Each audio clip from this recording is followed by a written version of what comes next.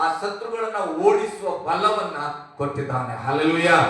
ಇದು ಹೇಗಂದ್ರೆ ಸಾಲೋಮ್ಗೆ ಹಿಡ್ಕೊಂಡು, ಸಾಲೋಮ್ ಬಾ ಇಲ್ಲಿ, ನಾನು ನಾಯಿಯನ್ನ ಓಡಿಸ್ತೇನೆ ಅನ್ನೋದಲ್ಲ. ಸಾಲೋಮ್, ನಿನ್ನ ಒಳಗಡೆ ನಾನು ಧೈರ್ಯವನ್ನ ತುಂಬುತ್ತೇನೆ, ತಿರುಗು ಮಗ, ಆ ಕಡೆ ನಿಂತ ನಾಯಿಯನ್ನ ನೀನು ಓಡಿಸು ಎಂಬುದಾಗಿ ದೇವರ ಬಲವನ್ನ ಕೊಡುವನಾಗಿದ್ದಾನೆ. ನಾವು ಅಂದ್ಕೊಳ್ತೇವೆ, ದೇವರೇ ಬಾಪ ನನಗೆ ಸಮಸ್ಯೆ ಆಗಿದೆ. ದೇವರು ಹೇಳ್ತಾನೆ, ಅರಸೆ, ನಿನ್ನ ಒಳಗಡೆ ಸಮಸ್ಯೆಗೆ ನಾನು ಉತ್ತರ ಇಟ್ಟಿದ್ದೇನೆ, ನೀನು ಹಿಂತಿರುಗಿ ನೋಡು, ನಿನ್ನ ಶತ್ರು ಓಡಿ ಹೋಗುತ್ತಾನೆ ಎಂಬುದಾಗಿ. ಹಲ್ಲೆಲೂಯಾ. ನನ್ನ ಬಲವಾಗಿರುವ ಯೆಹೋವನೇ, ನಿನ್ನಲ್ಲಿಯೇ ಮಮತೆ ಇಡುತ್ತೇನೆ. ಯೆಹೋವನು ನನ್ನ ಬಂಡೆಯು, ನನ್ನ ಕೋಟೆಯು, ನನ್ನ ವಿಮೋಚಕನು, ನನ್ನ ದೇವರು, ನನ್ನ ಆಶ್ರಯಗಿರಿಯು, ನನ್ನ ಗುರಾಣಿಯು, ನನ್ನ ರಕ್ಷಣೆ ಕೊಂಬು, ನನ್ನ ದುರ್ಗವು ಆಗಿದ್ದಾನೆ. ಯೆಹೋವನಿಗೆ ಸ್ತೋತ್ರಕ್ಕೆ ಅರ್ಹನು, ಆತನಿಗೆ ನಾನು ಮೊರೆ ಇಡಲು ಆತನು ನನ್ನನ್ನು ಶತ್ರುಗಳಿಂದ ರಕ್ಷಿಸುತ್ತಾನೆ. ಹಲ್ಲೆಲೂಯಾ. ದಾವೀದನು ಒಂದು ಭರವಸೆ ಉಂಟು, ಒಂದು ವಿಶ್ವಾಸ ಉಂಟು. ಏನಂದ್ರೆ, ನಾನು ಯೆಹೋವ ದೇವರಲ್ಲಿ ಭರವಸೆಯನ್ನು ಇಟ್ಟಿದ್ದೇನೆ, ನಾನು ಯೆಹೋವನ ದೇವರಲ್ಲಿ ಮಮತೆಯನ್ನು ಇಟ್ಟುಕೊಂಡಿದ್ದೇನೆ, ನನ್ನ ಯೆಹೋವ ದೇವರೇ ನನಗೆ ಬಲವಾಗಿ ಇದ್ದಾನೆ. ಹಲ್ಲೆಲೂಯಾ. ದಾವೀದನಿಗೆ ಯಾರು ಬಲವಾಗಿ ಇದ್ದಾರೆ? ದಾವೀದನ ಬಲ ಯಾರು? ಯೆಹೋವನು. ಆತನು ಹೇಳ್ತಾನೆ, ನನ್ನ ಬಲವು, ನನ್ನ ಸ್ಟ್ರೆಂತ್ ನನ್ನ ದೇವರಾಗಿದ್ದಾನೆ, ನನಗೆ ಬಂಡೆ ನನ್ನ ದೇವರಾಗಿದ್ದಾನೆ, ನನ್ನನ್ನ ಕಾಪಾಡಲಿಕ್ಕೆ ರಕ್ಷಣೆಯಾಗಿ ಹಾಕಿಕೊಳ್ಳುವ ಕೋಟೆಯು ನನ್ನ ದೇವರಾಗಿದ್ದಾನೆ, ನನ್ನ ಎಲ್ಲೋ ಕಷ್ಟದಿಂದಲೋ ಸಮಸ್ಯೆಯಿಂದಲೋ ಬಿಡಿಸುವ ಒಬ್ಬ ವಿಮೋಚಕನು ಅಂದ್ರೆ ರಕ್ಷಕನು ನನ್ನ ದೇವರಾಗಿದ್ದಾನೆ. ನನ್ನ ಗುರಾಣಿ, ಯಾವುದಾದ್ರೂ ಅಡೆತಡೆಗಳು ಅಥವಾ ಹಿಂಸೆಗಳು, ನೋವುಗಳು ಬಂದಾಗ ಅದನ್ನ ತಡೆದುಕೊಳ್ಳುವುದಕ್ಕೆ ನಾವು ಗುರಾಣಿಯಾಗಿ ಬಳಸುತ್ತೇವಲ್ಲ, ಆ ಗುರಾಣಿಯು ನನ್ನ ದೇವರಾಗಿದ್ದಾನೆ. ಹಲ್ಲೆಲೂಯಾ. ಗಟ್ಟಿಯಾಗಿ ಹಲ್ಲೆಲೂಯಾ. ನಾನು ರಕ್ಷಣೆಯನ್ನು ಹೊಂದಿದ ಮೇಲೆ ಕೊಂಬನ್ನ ಪಡೆದುಕೊಂಡು ಸುರಕ್ಷಿತವಾಗಿ ಇರಲಿಕ್ಕೆ ಒಂದು ದುರ್ಗವಾದ ಕೋಟೆ ಇದೆ, ಅದು ಕೂಡ ನನ್ನ ಯೆಹೋವನೇ ಎಂಬುದಾಗಿ ಹೇಳ್ತಾ ಇದ್ದಾನೆ. ಹಲ್ಲೆಲೂಯಾ. ದಾವೀದನು ಎಲ್ಲಾ ವಿಷಯಗಳಿಗೂ ತನ್ನ ದೇವರಾದ ಯೆಹೋವನನ್ನೇ ಮುಂಬಲವಾಗಿ ಇಟ್ಟುಕೊಂಡಿದ್ದಾನೆ. ನಿನ್ನ ಬಲ ಯಾವುದಪ್ಪ ಅಂತ ಕೇಳಿದ್ರೆ ಆತನು ಹೇಳ್ತಾನೆ, ನನ್ನ ಸ್ಟ್ರೆಂತ್ ನನ್ನ ದೇವರು. ನಿನಗೆ ಭದ್ರವಾದ ಕೋಟೆ ಯಾರು? ನಿನ್ನ ಸೈನಿಕರು ಯಾರು ಅಂದ್ರೆ ನನ್ನ ದೇವರೇ ನನಗೆ ಕೋಟೆ ಆಗಿದ್ದಾನೆ. ನೀನು ಯಾವುದರ ಮೇಲೆ ಕಟ್ಟಲ್ಪಟ್ಟಿದ್ದಿ? ಬಂಡೆ. ಆ ಬಂಡೆ ಯಾರು? ನನ್ನ ದೇವರೇ ನನ್ನ ಬಂಡೆ ಆಗಿದ್ದಾನೆ. ಹಲ್ಲೆಲೂಯಾ. ನಿನಗೆ ಆಶ್ರಯ ಯಾರಿದ್ದಾರೆ? ನಿನ್ನನ್ನ ಯಾವುದೇ ಬಿಸಿಲು ನೆರಳು ಆಗದಂತೆ ಕಾಪಾಡೋರು ಯಾರು ಅಂತ ಕೇಳಿದ್ರೆ ದಾವೀದ ಹೇಳ್ತಾನೆ, ಆ ಆಶ್ರಯ ಗಿರಿಯು ಕೂಡ ನನ್ನ ದೇವರೇ ಆಗಿದ್ದಾನೆ. ಹಲ್ಲೆಲೂಯಾ. ಗಟ್ಟಿಯಾಗಿ ಹಲ್ಲೆಲೂಯಾ. ಇವತ್ತು ನನ್ನನ್ನ ಕೇಳಿಕೊಡೋದಾದ್ರೆ, ನನ್ನ ಬಲ ಯಾವುದು? ನನ್ನ ವಿಮೋಚಕನು ಯಾರು? ನನ್ನ ಆಶ್ರಯ ಕೊಡುವವನು ಯಾರು? ನನ್ನನ್ನ ಬಿಡುಗಡೆ ಮಾಡುವವನು ಯಾರು? ನನ್ನನ್ನ ಕಾಯುವಂತ ದೇವರು ಯಾರು? ನನ್ನ ರಕ್ಷಣೆ ಎಲ್ಲಿಂದ ಬರ್ತದೆ ಅಂದ್ರೆ, ನಾವೇನ್ ಮಾಡ್ತೇವೆ ಇವತ್ತು ಲೋಕದಲ್ಲಿ ಜನರು, ನನ್ನ ಬಲ ನಮ್ಮ ಅಪ್ಪ. ಹಲ್ಲೆಲೂಯಾ. ನನ್ನ ಬಲ ನನ್ನ ಹಿಂದೆ ಇರುವ ಬ್ಯಾಂಕ್ ಬ್ಯಾಲೆನ್ಸ್, ನನಗಿರುವಂತ ಸ್ಟ್ರೆಂತ್, ನನ್ನ ಸ್ನೇಹಿತರು, ಹೀಗೆ ಅನೇಕ ವಿಧವಾದದನ್ನ ಬಲವಾಗಿ ಇಟ್ಟುಕೊಂಡಿದ್ದಾರೆ. ಆದ್ರೆ ದಾವೀದನು ಹೇಳ್ತಾನೆ, ನನ್ನ ಬಲ ಯಾವತ್ತಿದ್ರು ನನ್ನ ದೇವರೇ. ಹಲ್ಲೆಲೂಯಾ. ಗಟ್ಟಿಯಾಗಿ ಹಲ್ಲೆಲೂಯಾ. ಅವನು ಇದೆಲ್ಲವನ್ನ ದೇವರನ್ನೇ ಮಾಡಿಕೊಂಡನು. ಮೊದಲು ಏನ್ ಮಾಡಿಕೊಂಡನು? ಬಲ ಯಾರಂದ್ರೆ ದೇವರಂದನು. ಮಮತೆ ಯಾರ ಮೇಲೆ ಇಡ್ತೀಯಪ್ಪ? ನಿನಗೆ ಹೆಚ್ಚಾದ ಮಮತೆ ಯಾರ ಮೇಲೆ? ನನ್ನ ದೇವರ ಮೇಲೆ. ಯಾರು ನಿನಗೆ ಬಂಡೆಯಾಗಿದ್ದಾನೆ? ನನ್ನ ದೇವರೇ ನನ್ನ ಬುನಾದಿ. ನಿನ್ನ ಕೋಟೆ ಯಾರು? ಆ ದೇವರೇ. ವಿಮೋಚಕನ ಯಾರು? ಅದೇ ದೇವರು. ಗುರಾಣಿ ಯಾರು? ಅದೇ ದೇವರು. ಆಶ್ರಯಗಿರಿ ಯಾರು? ಅದೇ ದೇವರು. ನಿನ್ ದುರ್ಗ ಯಾರು? ಎಲ್ಲದಕ್ಕೂ, ಎಲ್ಲ ಪ್ರಶ್ನೆಗೂ ಒಂದೇ ಉತ್ತರ, ನನ್ನ ಯೆಹೋವನು ಎಂಬುದಾಗಿ. ಹಲ್ಲೆಲೂಯಾ. ಗಟ್ಟಿಯಾಗಿ ಹಲ್ಲೆಲೂಯಾ. ಅದಕ್ಕೆ 3ನೇ ವಚನದಲ್ಲಿ ಹೇಳ್ತಾನೆ ಆತನು, ಯೆಹೋವನು ಸ್ತೋತ್ರಕ್ಕೆ ಅರ್ಹನು. ಹಲ್ಲೆಲೂಯಾ.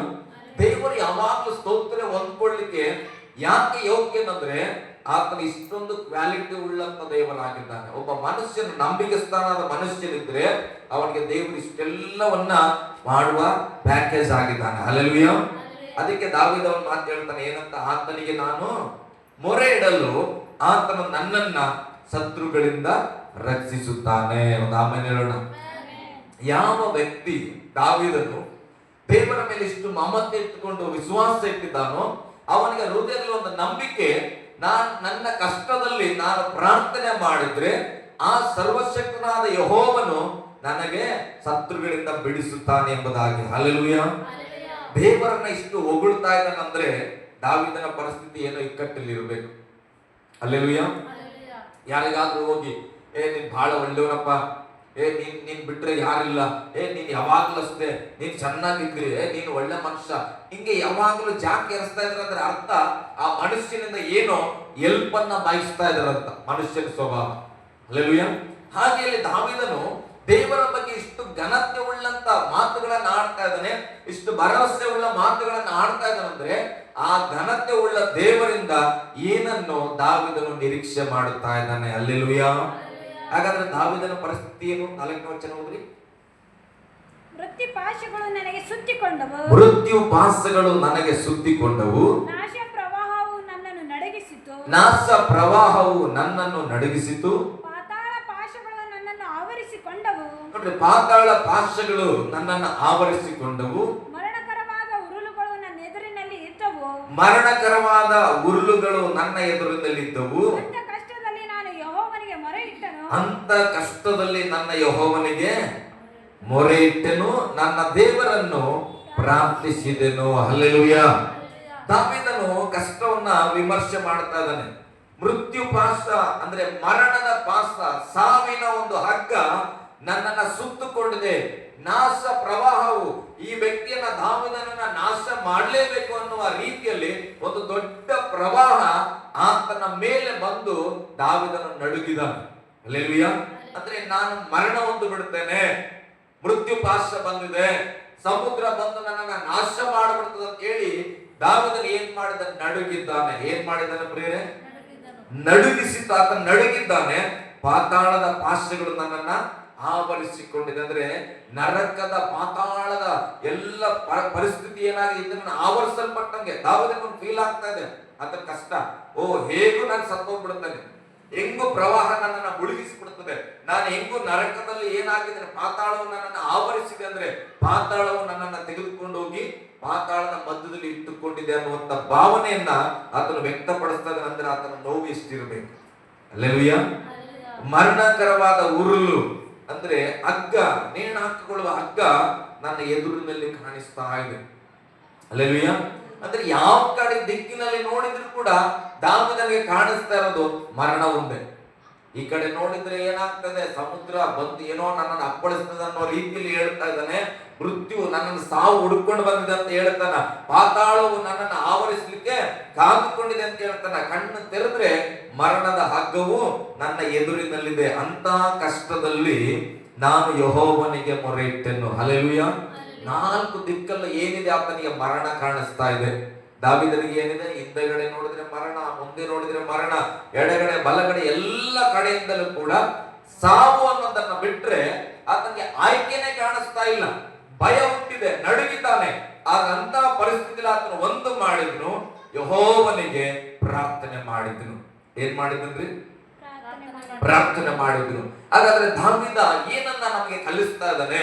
ದಾವೀದನಿಗೆ 4 ದಿಕ್ಕಿಂದ ಮರಣಾವಸ್ಥೆ ಬಂದರೂ ಕೂಡ ಆತನು ಮಾಡಿದ ಒಂದು ಕಾರ್ಯ, ದೇವರಿಗೆ ಪ್ರಾರ್ಥನೆ ಮಾಡಿದ್ರೆ ಆತನು ನನ್ನನ್ನ ಬದುಕಿಸ್ಲಿಕ್ಕೆ ಸಕ್ತನು. ಹಲ್ಲೆಲೂಯ. ಆತನು ಹೇಳ್ತಾನೆ, ಇಂಥ ಕಷ್ಟದಲ್ಲಿ ನಾನು ಏನ್ ಮಾಡಿದೆ? ಯೆಹೋವನಿಗೆ ಮೊರೆ ಇಟ್ಟೆನು. ನಾನು ನೀನಾದ್ರೆ ಏನ್ ಮಾಡ್ತೇವೆ? ಅಳ್ತೇವೆ, ಮುಗಿತು ನಮ್ಮ ಕಥೆ ಅಂತೇವೆ. ಫ್ರೆಂಡ್ ಹತ್ರ ಹೇಳ್ತೇವೆ, ಅಕ್ಕನ ಹತ್ರ ಹೇಳ್ತೇವೆ, ನಾದಿನ ಹತ್ರ ಹೇಳ್ತೇವೆ, ಚಿಕ್ಕಮ್ಮನ ಹತ್ರ ಹೇಳ್ತೇವೆ, ಅತ್ತೆ ಮಾವ ಹತ್ರ ಹೇಳ್ತೇವೆ, ಅಪ್ಪ ಅಮ್ಮ ಹತ್ರ ಹೇಳ್ತೇವೆ, ಗೋಳಾಡ್ತೇವೆ, ಅಳುತ್ತೇವೆ. ಹಲ್ಲೆಲೂಯ. ಇಲ್ಲ ಅಂದ್ರೆ ಕೆಲವರು ಏನ್ ಮಾಡ್ತಾರ, ನಾಳೆಗೆ ನೀನ್ ಸಾಹಿತ್ಯ ಅಂದ್ರೆ ಕೆಲವರು ಅಂಜಿ ಇವತ್ತೇ ಸತ್ತೋಗ್ಬಿಡ್ತಾರೆ. ಹಲ್ಲೆಲೂಯ. ಇವತ್ತು ಲೋಕದಲ್ಲಿ ಹಾಗೆ, ನಾಳೆ ಏನೋ ಸಮಸ್ಯೆ ಬರ್ತಾ ಇದೆ, ನಿನ್ಗೆ ಅವಮಾನ ಆಗ್ಬಿಡ್ತದೆ, ನಿನ್ಗೆ ನಿಂದನೆ ಆಗ್ಬಿಡ್ತದೆ, ನಿನ್ ಮರ್ಯಾದೆಲ್ಲ ಹೋಗ್ಬಿಡ್ತದೆ ಅಂದ್ರೆ ಏನ್ ತೀರ್ಮಾನ ಮಾಡ್ತದೆ? ಇವತ್ತು ಅನೇಕ ಯವನಸ್ಥರು ನೋಡುವಾಗ, ಏನಾದ್ರೂ ಘಟನೆಗಳಾಗುವಾಗ, ನಾಳೆ ನಂದು ಇಜ್ಜತ್ ಹೋಗ್ತದೆ ಅಂದ್ರೆ ಇವತ್ತೇ ನೇಣು ಹಾಕೊಂಡು ಸತ್ತೋಗ್ಬಿಡ್ತಾವ. ಹಲ್ಲೆಲೂಯ. ಆದ್ರೆ ದಾವೀದನು ಹೇಳ್ತಾ ಇದ್ದಾನೆ, ಇಷ್ಟೆಲ್ಲ ಪರಿಸ್ಥಿತಿಗಳಲ್ಲಿ ಇದ್ದಾಗ ನಾನು ಯೆಹೋವನಿಗೆ ಮೊರೆ ಇಟ್ಟೆನು. ಹಲ್ಲೆಲೂಯ. ಹಲ್ಲೆಲೂಯ. ಓಕೆ, ಓದ್ರಿ. ಇಲ್ಲ, ಒಂದು ವಚನ ಬಿಟ್ಟು ನನ್ನ ದೇವರನ್ನ ಪ್ರಾರ್ಥಿಸಿದೆನು, ನನ್ನ ದೇವರನ್ನ ಪ್ರಾರ್ಥಿಸಿದೆನು, ಆತನು ತನ್ನ ಮಂದಿರದಲ್ಲಿ ಆತನು ತನ್ನ ಮಂದಿರದಲ್ಲಿ ನನ್ನ ಶಬ್ದವನ್ನು ಕೇಳಿದನು. ಹಲ್ಲೆಲೂಯ.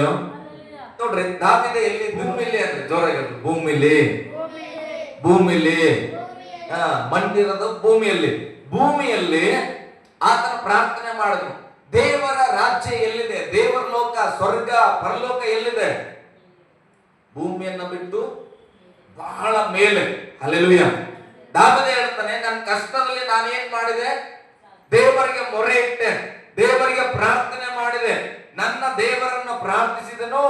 ಆತನು ತನ್ನ ಮಂದಿರದಲ್ಲಿ ನನ್ನ ಶಬ್ದವನ್ನ ಕೇಳಿದನು. ಹಲ್ಲೆಲೂಯ. ನಾನು ಏನ್ ಹೇಳಕ್ ಬರ್ತಾ ಇದ್ದೇನೆಂದ್ರೆ, ಪ್ರಾರ್ಥನೆ ಅಂದ್ರೆ ಚರ್ಚಲ್ಲೇ ನೀನು ಬಂದು ಮಾಡಬೇಕು ಅನ್ನೋದನ್ನ ದೇವರು ಕೇಳಿಲ್ಲ. ನೀನು ಯಾವ ಮೂಲೆಯಲ್ಲಿ ಕೂತ್ಕೊಂಡು ಪ್ರಾರ್ಥನೆ ಮಾಡಿದ್ರು ನಿನ್ನ ಪ್ರಾರ್ಥನೆ ಮುಟ್ಟಬೇಕಾಗಿರೋದು ಈ ಚರ್ಚ್ಗಲ್ಲ, ಪರಲೋಕ ರಾಜ್ಯದಲ್ಲಿರುವ ದೇವರ ಕಿವಿಗೆ ನಿನ್ನ ಪ್ರಾರ್ಥನೆ ಬಿಡಬೇಕು. ದಾವೀದ ಹೇಳ್ತಾನೆ, ನಾನು ದೇವರನ್ನ ಪ್ರಾರ್ಥಿಸಿದೆ, ನನ್ನ ಕೂಗು ತನ್ನ ಮಂದಿರದಲ್ಲಿರುವ ಯೆಹೋವನಿಗೆ ಕೇಳಿಸಿದನು. ಹಲ್ಲೆಲೂಯ. ಹಂಗಾದ್ರೆ ಮೈಕ್ ಹಚ್ಚಿ ಪಂಕ ಕಟ್ಟಿ ಕೂಗಿದನ ದಾವೀದ? ದೇವರೇ ನಾನು ಕಾಪಾಡಂದನ? ಇಲ್ಲ. ದಾವೀದ ಪ್ರಾರ್ಥನೆಯನ್ನ ಭಕ್ತಿ ಪೂರ್ವಕವಾಗಿ ಮಾಡ್ತದೆ. ನಾವು ಅನ್ಕೊಳ್ತೇವೆ ಇಲ್ಲಿ ಕೂತ್ಕೊಂಡು ಜಪ ಮಾಡಿಬಿಟ್ರೆ ದೇವರಿಗೆ ಹೆಂಗೆ ಗೊತ್ತಾಗ್ಬಿಡ್ತದ. ಹಲ್ಲೆಲೂಯ. ನಾನು ಇಷ್ಟು ಕಷ್ಟ ಪಡ್ತಾ ಇದ್ದೇನೆ, ಪಕ್ಕದಲ್ಲಿದ್ದವ್ರಿಗೆ ಕೂನ ಆಗಲ್ಲ, ದೇವರಿಗೆ ಹೆಂಗ್ ಕೂನ ಆಗ್ತದ? ಹಂಗಿಲ್ಲ ಪ್ರೇರೆ. ಬೈಬಲ್ ಹೇಳ್ತದೆ, ನನ್ನ ಪ್ರಾರ್ಥನೆ, ನನ್ನ ಶಬ್ದ ಪರಲೋಕದಲ್ಲಿದ್ದ ದೇವರ ಕಿವಿಗೆ ಮುಟ್ಟಿತ್ತು ಅಂತ ಹೇಳ್ತಾನೆ. ಹಲ್ಲೆಲೂಯ. ನೋಡ್ರಿ, ನಾನು ಯೆಹೋವನಿಗೆ ಮೊರೆ ಇಟ್ಟೆನು, ನನ್ನ ದೇವರನ್ನ ಪ್ರಾರ್ಥಿಸಿದನು, ಆತನು ತನ್ನ ಮಂದಿರದಲ್ಲಿ ನನ್ನ ಶಬ್ದವನ್ನ ಕೇಳಿದನು. ಯಾವ ವ್ಯಕ್ತಿ ಭಕ್ತಿ ಪೂರ್ವಕವಾಗಿ ಪ್ರಾರ್ಥನೆ ಮಾಡ್ತಾನೋ, ನೀನು ಆ ಸ್ತೋತ್ರ ಹೇಳುವಂತ ಸ್ವರ ಅದು ಪರಲೋಕ ರಾಜ್ಯದಲ್ಲಿ ದೇವರಿಗೆ ಕೇಳಿಸುತ್ತದಂತ. ಹಲ್ಲೆಲೂಯ. ಯಾರು ಆಮೇಲೆ ಹೇಳಲಿಲ್ಲ. ಹಲ್ಲೆಲೂಯ. ಇದು ನಿಜವಾಗಿ ದೊಡ್ಡ ಪದ. ನಾವೆಲ್ಲೋ ಮೂಲೆಯಲ್ಲಿ ಕೂತ್ಕೊಂಡು ಜಪ ಮಾಡಿದ್ರೆ ಪಕ್ಕದವ್ರಿಗೆ ಕೇಳಿಸಲ್ರಿ. ನಾವೀಗ ಇಲ್ಲಿ ಮೈಕ್ ಹಚ್ಚಿ ಪ್ರಾರ್ಥನೆ ಮಾಡ್ತಾ ಇದ್ದೇವೆ, ಈಗ ನಮ್ಮ ಮನೆ ಹತ್ರ ಹೋದ್ರೆ ಕೇಳಿಸ್ತದ? ಕೇಳಿಸಲ್ಲ. ಆದ್ರೆ ನಾನು ನೀವು ಪ್ರಾರ್ಥನೆ ಮಾಡುವಂತ ಪ್ರಾರ್ಥನೆ ಪರಲೋಕದಲ್ಲಿರುವ ದೇವರಿಗೆ ಕೇಳಿಸ್ತದಂತ. ಹಾಗಾದ್ರೆ ದೇವರ ಕಿವಿ ಎಷ್ಟು ಶಾರ್ಪ್ ಆಗಿರ್ಬೇಕು. ಹಲ್ಲೆಲೂಯ. ಹಾಗಾದ್ರೆ ದೇವರು ದಾವೀದ ಮಾಡಿದ ಪ್ರಾರ್ಥನೆಯನ್ನು ಎಷ್ಟು ಲಕ್ಷ್ಯ ಕೊಟ್ಟು ಕೇಳಿರ್ಬೇಕಾತ. ಪರಲೋಕ ರಾಜ್ಯದಲ್ಲಿ ಇಟ್ಕೊಂಡು ಇಷ್ಟೊಂದು ಭೂಮಿಯಲ್ಲಿ ಏನೇನೋ ಕಥೆಗಳು ನಡೀತಾ ಇದೆ, ಏನೇನೋ ದಿನಗಳು ಇದ್ದಿರ್ಬೋದು, ಎಲ್ಲ ಜಗಳ ಆಡ್ತಾ ಇರ್ಬೋದು, ಯುದ್ಧ ನಡೀತಾ ಇರ್ಬೋದು ಆ ದಿನಗಳಲ್ಲಿ. ಅಲ್ಲ, ಬಸ್ ಇದ್ರೆ ಬಸ್ ಹೋಗ್ತಾ ಇರ್ಬೋದು.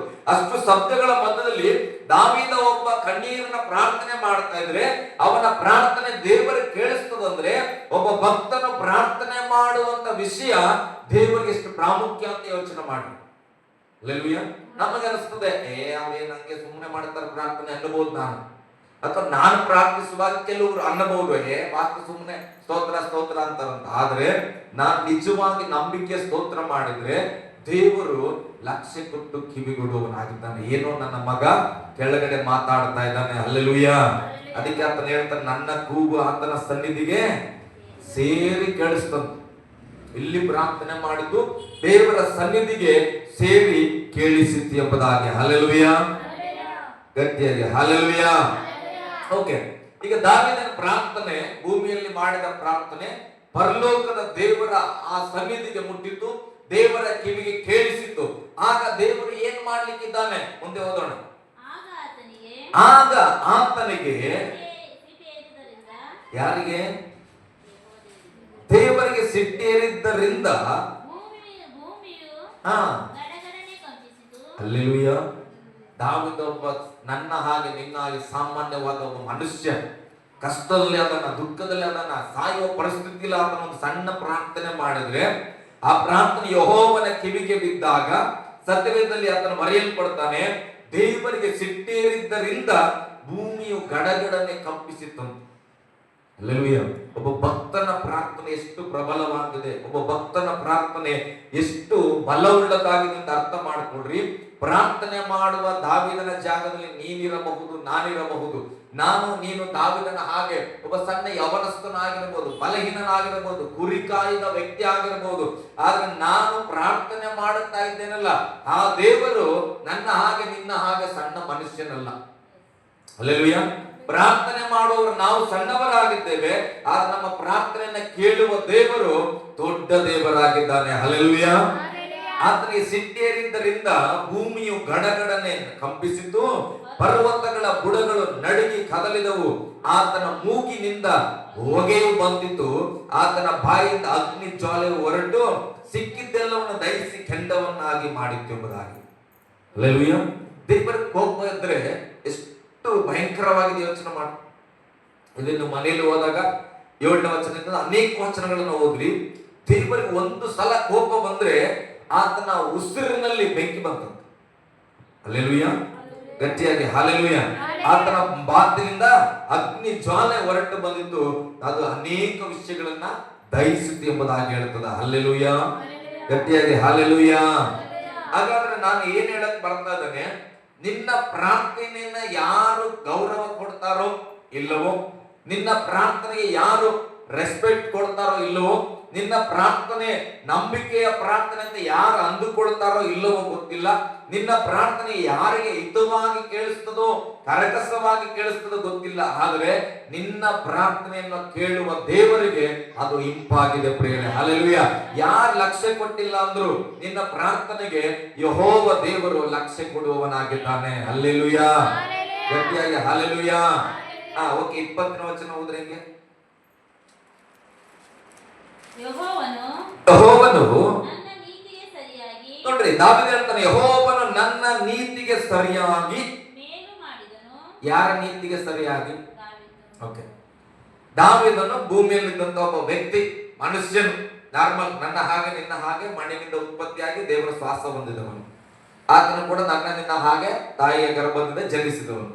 ಅವನು ಪ್ರಾರ್ಥನೆ ಮಾಡಿದ್ರೆ ದೇವರ ಕಿವಿಗೆ ಕೇಳಿಸಿತು, ದೇವರ ಲಕ್ಷ್ಯ ಕೊಟ್ಟನು, ದೇವರ ಕೋಪಗೊಂಡನು, ಅನೇಕ ದೊಡ್ಡ ದೊಡ್ಡ ಕಾರ್ಯಗಳಾದವು. ಆದ್ರೆ ಅದೇ ದಾವೀದ 20ನೇ ವಚನಕ್ಕೆ ಬರುವಾಗ ಆತನು ಹೇಳ್ತಾನೆ, ಯೆಹೋವನು ನನ್ನ ನೀತಿಗೆ ಸರಿಯಾಗಿ ಮೇಲು ಮಾಡಿದನು. ಹಲ್ಲೆಲೂಯಾ. ಅಷ್ಟು ಡೇರಿಂಗಲ್ಲಿ ಆತನು ಪ್ರಾರ್ಥನೆ ಮಾಡಿ ಹೇಳ್ತಾನೆ, ಸಾವಿನ ಪರಿಸ್ಥಿತಿಯಲ್ಲಿ ನನ್ನ ಕೂಗು ದೇವರು ಮುಟ್ಟಿತ್ತು. ಯಾಕೆ ಮುಟ್ಟಿತ್ತು? ಆತನು ಹೇಳ್ತಾನೆ, ನನ್ನ ನೀತಿಗೆ ತಕ್ಕಂತೆ ಮೇಲನ್ನು ಒದಗಿಸಿದನು. ಹಲ್ಲೆಲೂಯಾ. ಪ್ರಾರ್ಥನೆ ನಾನು ಮಾಡ್ತೇನೆ, ನೀವು ಮಾಡ್ತೀರಿ, ಮತ್ತೊಂದಷ್ಟು ಜನರು ಕೂಡ ಮಾಡ್ತಾರ, ಅನೇಕ ಭಕ್ತರು ಕೂಡ ಪ್ರಾರ್ಥನೆ ಮಾಡ್ತಾರ. ಆದರೆ ನಮ್ಮ ಪ್ರಾರ್ಥನೆಯಲ್ಲಿ ನಮ್ಮ ನೀತಿ ಎಷ್ಟು ಮಟ್ಟಿಗಿದೆ? ಹಲ್ಲೆಲೂಯಾ. ನಾವು ಎಷ್ಟು ನೀತಿವಂತರಾಗಿ ದೇವರಿಗೆ ಸ್ತುತಿ ಮಾಡ್ತಾ ಇದ್ದೇವೆ, ಅದರ ಮೇಲೆ ನಮಗೆ ಮೇಲುಂಟಾಗುವಂತದ್ದಾಗಿದೆ. ಹಲ್ಲೆಲೂಯಾ. ಮುಂದೆ ಒಂದು ವಚನ ಮಗ, ನನ್ನ ಕೈಗಳ ಶುದ್ಧತ್ವಕ್ಕೆ ತಕ್ಕಂತೆ ಪ್ರತಿಫಲ ಕೊಟ್ಟನು. ಹಲ್ಲೆಲೂಯಾ. ಯಾರು ಬೇಕಾದ್ರೂ ದೇವರಲ್ಲಿ ಪ್ರಾರ್ಥನೆ ಮಾಡಬಹುದು. ಆದ್ರೆ ಯಾರು ನಂಬಿಕೆಯಿಂದ ನೀತಿವಂತರಾಗಿ ಪ್ರಾರ್ಥಿಸ್ತಾರೋ ಅವರ ಪ್ರಾರ್ಥನೆ ದೇವರ ಕಿವಿಯನ್ನ ಮುಟ್ಟುವಂತದಾಗಿದೆ.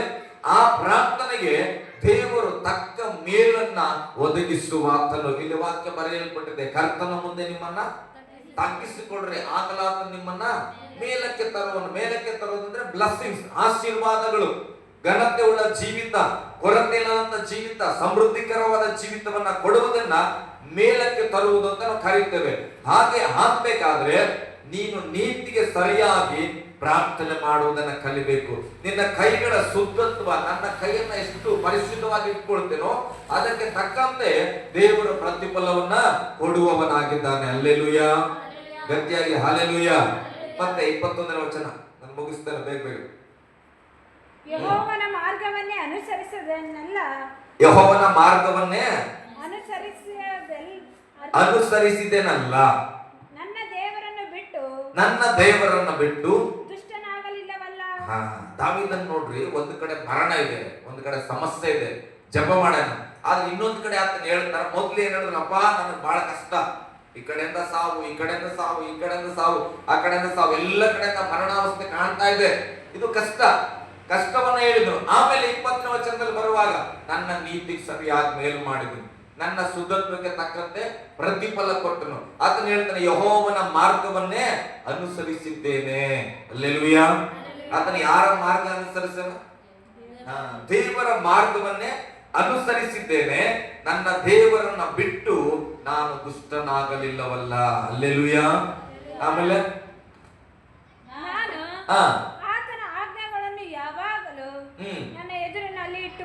ಯಾವಾಗಲೂ ದೇವರ ಮಾತುಗಳು, ದೇವರ ಆಜ್ಞೆಗಳನ್ನ ನನ್ನ ಮುಂದೆ ಇಟ್ಟುಕೊಂಡೆನು, ಆತನ ವಿಧಿಗಳನ್ನು ಅಲಕ್ಷ್ಯ ಮಾಡಲೇ ಇಲ್ಲ. ನೋಡ್ರಿ, ದೇವರ ದೃಷ್ಟಿಯಲ್ಲಿ ದಾವೀದನು ನಿರ್ದೋಷಿಯು, ಪಾಪದಲ್ಲಿ ಬೀಳದಂತೆ ಜಾಗರೂಕತೆಯಿಂದ ನಡೆದುಕೊಂಡೆನು. ಪಾಪದಲ್ಲಿ ಬೀಳದಂತೆ ಜಾಗರೂಕತೆಯಿಂದ ನಡೆದುಕೊಂಡನು.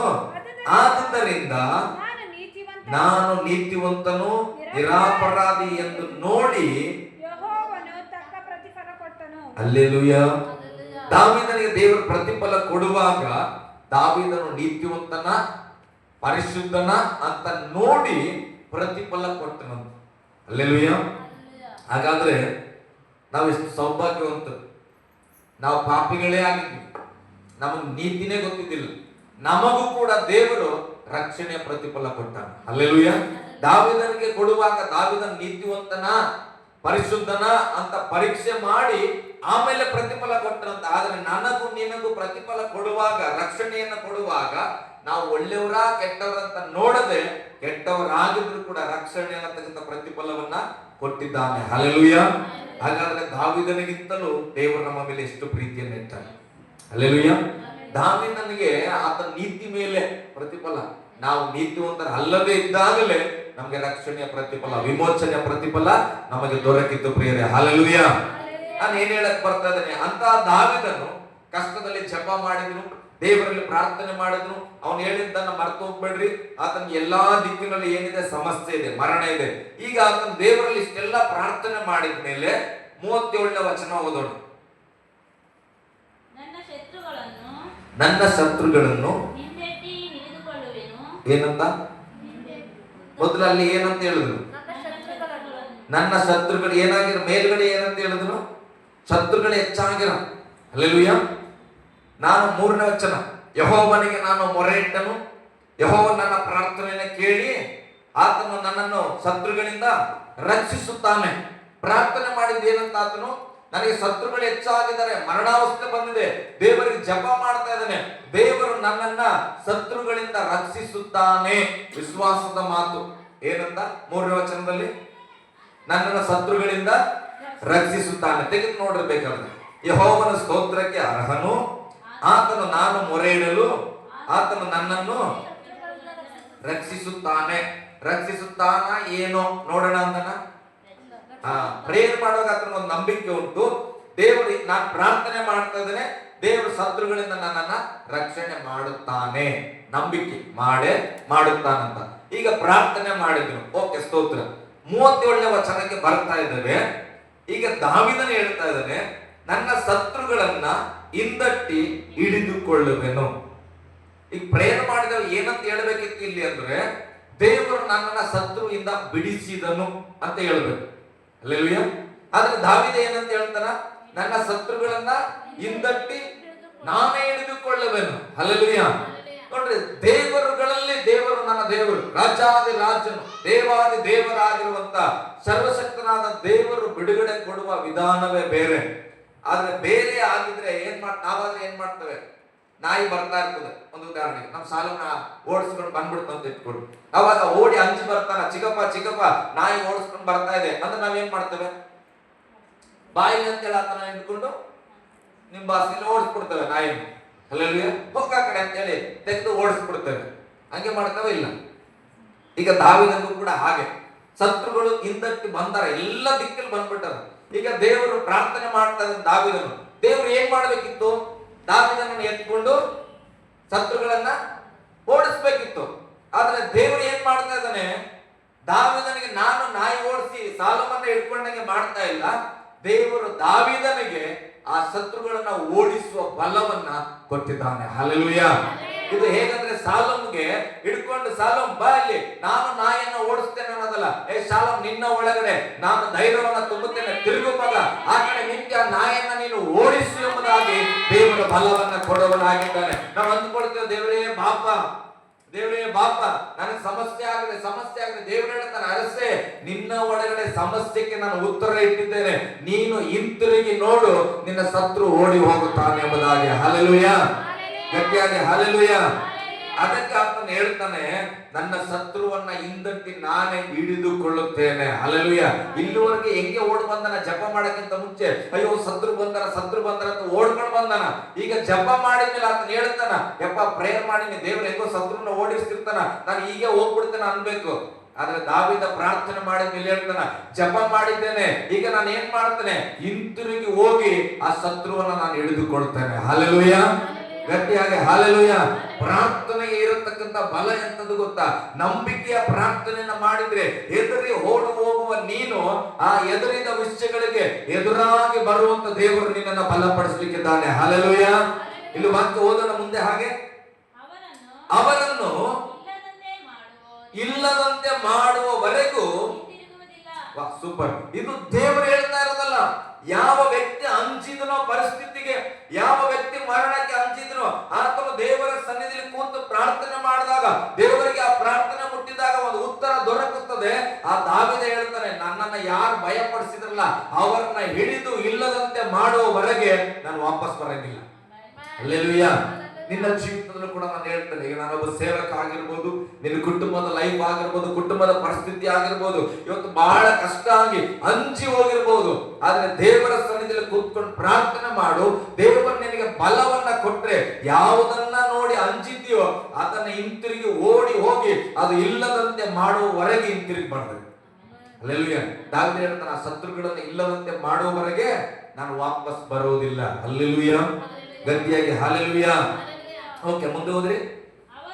ನೋಡ್ರಿ, ಅವರನ್ನ ನೋಡ್ರಿ ಒಡೆಸಿ ಅಂತ ಬರ್ತಾನ.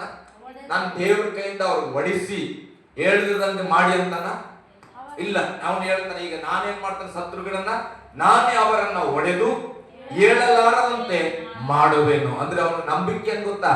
ಅಂಜಿದ ದಾವೀದ ಹೇಳ್ತಾನ, ದೇವರ ಹತ್ರ ಬಂದು ಹೇಳಿದ್ರೆ, ಅಯ್ಯೋ ಪ್ರವಾಹ ಬಂದ್ಬಿಟ್ಟದ, ಸಾವು ಬಂದಿದೆ, ನಡುಬಿಟ್ಟಿದ್ದೇನೆ ಅಂತ ಹೇಳಿದ ದಾವೀದ ಹೇಳ್ತಾನೆ, ಈಗ ನಾನು ವಾಪಸ್ ಹೋಗ್ತಾ ಇದ್ದೇನೆ.